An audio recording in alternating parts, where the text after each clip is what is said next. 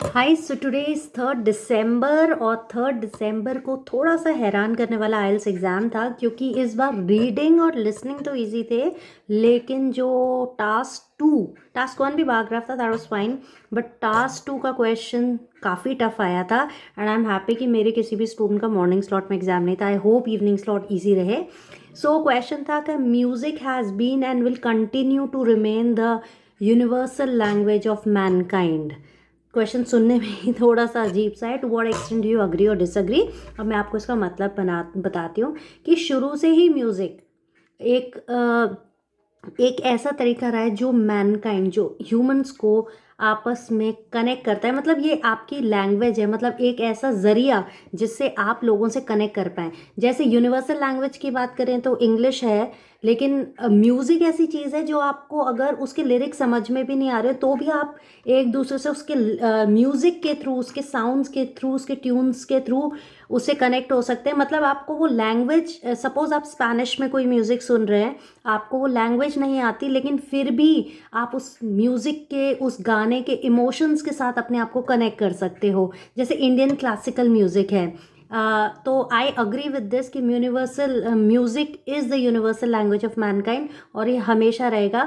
आप अपना ही एग्जाम्पल ले लीजिए। बहुत बार आपको कुछ इंग्लिश सॉन्ग्स समझ में नहीं आते, लेकिन आप उसके म्यूज़िक से अपने आप को कनेक्ट कर सकते हैं, उसके इमोशंस से आप अपने आप को उसको कनेक्ट कर लेते हैं, and due to that you are able to enjoy the emotions of music. अगर म्यूज़िक इमोशनल है तो you start feeling, you even cry sometimes if the music is full of energy। Even आपको उस music के lyrics समझ में नहीं आ रहे हैं, but you can dance to the tune of the music. तो मतलब इसका मतलब ये है कि म्यूज़िक ऐसी लैंग्वेज है जिसको समझना ज़रूरी नहीं है, उससे कनेक्ट होना ज़रूरी है। तो लैंग्वेज ना आते हुए भी म्यूज़िक एक ऐसी लैंग्वेज है जो हमें एक दूसरे से कनेक्ट करती है। For example Sufi music, Pakistan, ये म्यूज़िक हमें सबको, इंडियंस को बहुत अच्छा लगता है। तो पाकिस्तान और इंडिया में अगर हम बात करें गवर्नमेंट वाइज या जो भी इश्यूज़ हों, लेकिन हम पाकिस्तानी सिंगर्स, राहत फ़तेह अली खान, इनको बहुत ज़्यादा पसंद करते हैं। इनका म्यूज़िक बहुत अच्छा होता है। बहुत सारे पाकिस्तानीज़ इंडियन म्यूज़िक को बहुत पसंद करते हैं। दे love Arijit Singh, of course. तो ये चाहे दूसरे कुछ भी पॉलिटिकल प्रॉब्लम्स हों, लेकिन ये म्यूज़िक हम इंडियंस को, पाकिस्तानीज़ को एक दूसरे कनेक्ट करता है। ऐसी कोरियन म्यूज़िक का काफ़ी अच्छा एग्जांपल हम यह दे सकते हैं कि कोरियन एक पॉप ग्रुप है जो बहुत फेमस है। अब ऐसा नहीं कि लोगों को कोरियन लैंग्वेज आती है, but they can connect themselves to the tune of that music. ऐसे ही जब क्रिकेट टूर्नामेंट्स होते हैं तो सबसे पहले नेशनल एंथम गाया जाता है। दो बाकियों को समझ में नहीं आता है, इंडियंस को ही समझ में आता है, but they can tune into that feeling of patriotism into that.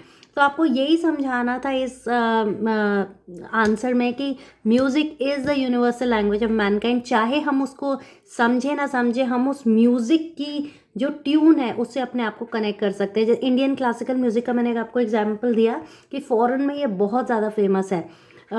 Of course India में फॉरेनर्स को इंग्लिश, हिंदी तो नहीं आती, लेकिन वो Indian classical music is really famous among foreigners and they love those concerts, they go and attend that concerts। इसका क्या मतलब? इसका मतलब है कि म्यूज़िक हमें आपस में कनेक्ट करता है, पूरी दुनिया को आपस में कनेक्ट करता है। एक ऐसी आवाज़ जो बिना बोले समझी जाती है। तो म्यूज़िक के लिए आपको इसमें इस तरह के एग्जाम्पल्स डालने थे। आई अग्री कि ये बहुत ईजी नहीं था, बहुत टाइम बाद ये क्वेश्चन आया, लेकिन ये क्वेश्चन जब भी आता है स्टूडेंट्स को प्रॉब्लम होती है। सो अगर व्यूज़ थोड़े इससे मैच कर रहे हैं तो it's going to be good for you. All the best and have a nice day.